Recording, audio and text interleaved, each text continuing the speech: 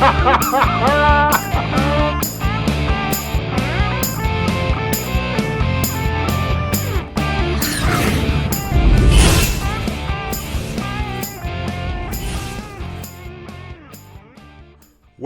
whoever you are, wherever you are, whatever you're doing, and whoever you're doing it to, I'm Bushka and Blitz, back with another dose of love, affection, and generic hot tanking with my good mate Swisscheezel, who has recently joined the Grump clan.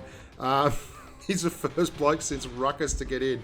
I don't know why he even wanted to join, but he sits in Telegram with us and listens to Pimp Daddy make fun of all the humans. We're here today at Fort Despair. I'm in the Cent 7-on-1. We had a massive run, Swiss and I, in this. I think we won 22 in a row, which was pretty hilarious because, obviously we don't usually win 22 in a row. And this was one of them. And I want to talk to you about this game. This is not about me. This is about my good mate Swiss, because goodness gracious me, does he pick me up on his shoulders and carry me. It was leg day, boys and girls, and Swiss has been doing his leg day work because he really picked up the big fat Aussie and walked him across the line. We're going to the right here on Fort Despair. The Cent 7-on-1 is my favourite Tier 9 medium. Absolutely adore it. I play it like a bit of a dog in this game, but to be honest, we ran out of humans as teammates, and Cent and I were faced with a very, very uphill battle. Now, I'm going to put one into the flank here. The reason I'm doing that is because I haven't been spotted yet, and I just want to see if there's anyone sitting there with binoculars, being a bit cheeky, see if they give me the light bulb, but nothing. And I can see that there are a heap of red tanks engaging 4 greens on the left-hand side of the map as we look. Oh, to us now. The eastern flank. I can see there are, in fact, quite a few reds over there.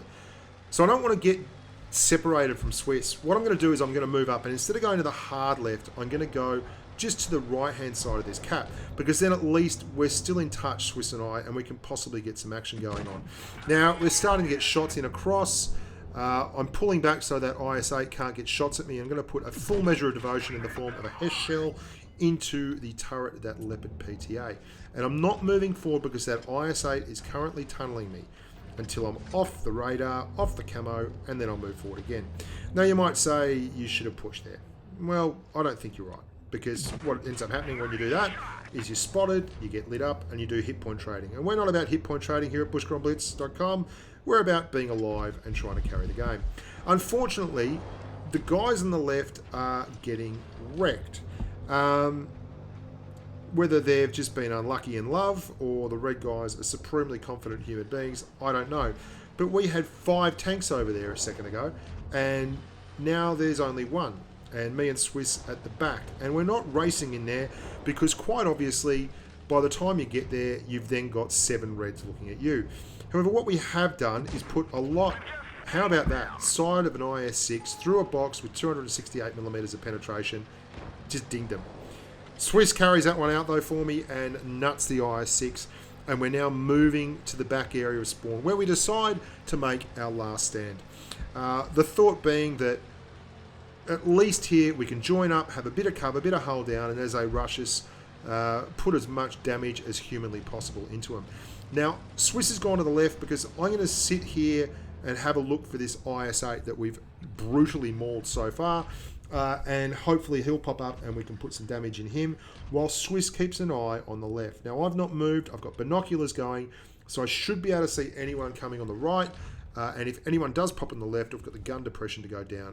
In addition, I can see the cap circle. So as far as possible, we're in as good a possible position as we could be. And there's the IS-8 coming. Just going to get a shot on him. Needed a really big roll to kill him, but we don't get that, and we retreat down because there are in fact 4 guns there, which is fair enough. There's not many of us left, and there's a lot of them left. And then we're going to get a lovely shot on the T-44 because it is, after all, a fantastic gun. However, here comes the red hordes. Now, this cannot be helped. This is what happens when you have 5 tanks or 6 tanks versus 2 tanks. We've got it down to 5 now. And they're all shooting me. They've all tunneled poor old Bushka. I am running the account here at present that is the Bushka account. As such, they all know who I am. I donk a shot on the PTA and it's all over. Now, Swiss doesn't donk the shot, however, and he turns it from 1 on 5 to 1 on 4. which is excellent work. And then he does something fantastic. He pushes hard away from these guys, hoping to draw them in. If you look at the makeup of their team, they've got no medium tanks left. They're down to 4 heavies. 2 of them are tier 8s, 2 of them are tier 9s. What that means is it's very easy for them at different speeds to get pulled apart and in a situation where they're actually losing contact with each other and making it an isolated confrontation where Swiss can go one-on-one or get shots with them one-on-one. Now, it was 1-on-5. It's now about to be 1-on-3. And we're now in legit Kolobanov territory. And I must say, his shoulders are sore already because he's had 3 kills and he's still alive and still rocking and rolling. Now, Swiss has spotted them up because he's obviously in a T54 with optics and he has good view range and the cap is well within his view range. However, they have not spotted him because they're in TD, not in TDs, they're in heavy tanks, and heavy tanks are not renowned for having the best camo or the best view range, and it's very unlikely that any of them have optics. They've also all jumped in the cap. That's a big mistake.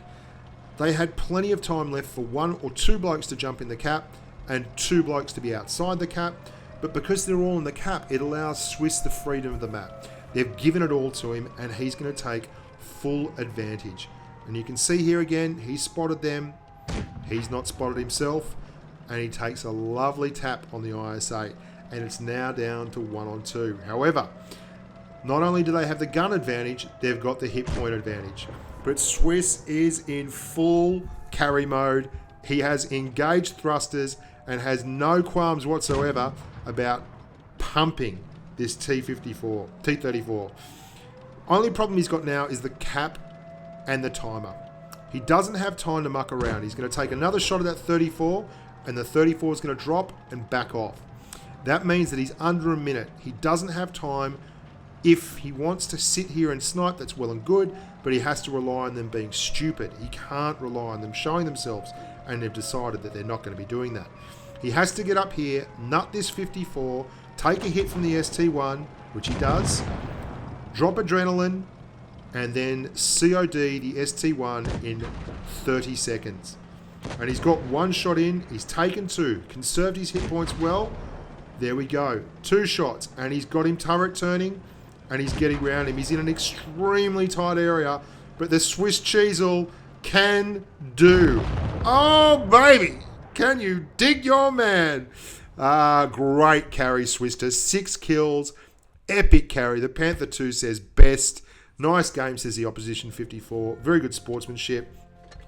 4,699. 25 shots fired. 6 kills. Mastery badge. 5 tank Kolobanov. Confederate. Sniper. Everything. All the bling. All the accolades. And well deserved. Absolutely outstanding game there from Swiss. That'll keep the punters happy and put bums on seats. Hope you all enjoyed it. Until next time, I'm Bushka on Blitz. Stay safe on the battlefield.